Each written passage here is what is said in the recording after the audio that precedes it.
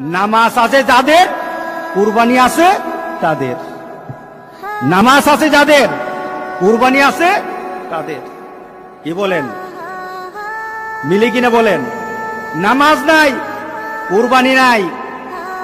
যেই ব্যক্তি নামাজ পড়ে না, যেই ব্যক্তি নামাজ পড়ে না, কুরবানি তার কোনো সফলতা আনবে না। কুরবানি তার জন্য সফলতা বয়ে আনবে না। নামাজ নাই, কুরবানি হবে না তার। নামাজ ছাড়া কুরবানি হবে না, এটাই ধারাবাহিকতা। ইন্না আতাইনাকাল কাউসার ফাসাল্লি লিরাব্বিকা ওয়ানহার।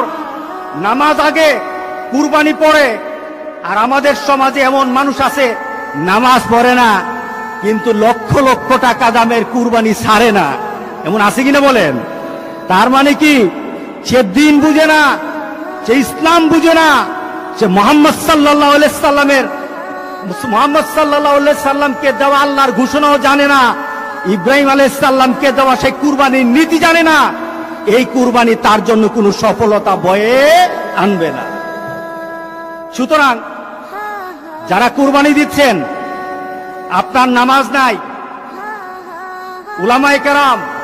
উলামায়ে কেরাম কিন্তু বলেছেন যাদের সাথে নামাজ নাই, যাদের সাথে নামাজ নাই, নামাজি ব্যক্তি যেন তাদের সাথে কুরবানি না দেয়।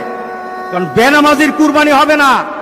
আপনি 7 নাম দিলেন, 6 জন মানুষ নামাজ পড়ে, একটা মানুষ নামাজ পড়ে না, বিপদ কিন্তু হয়ে গেছে, বিপদ কিন্তু হয়ে গেছে।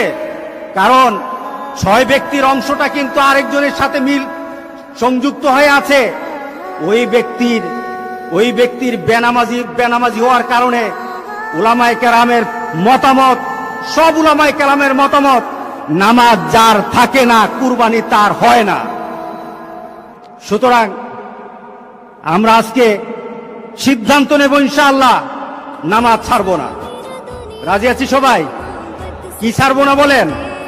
নামাজ ছাড়বো না।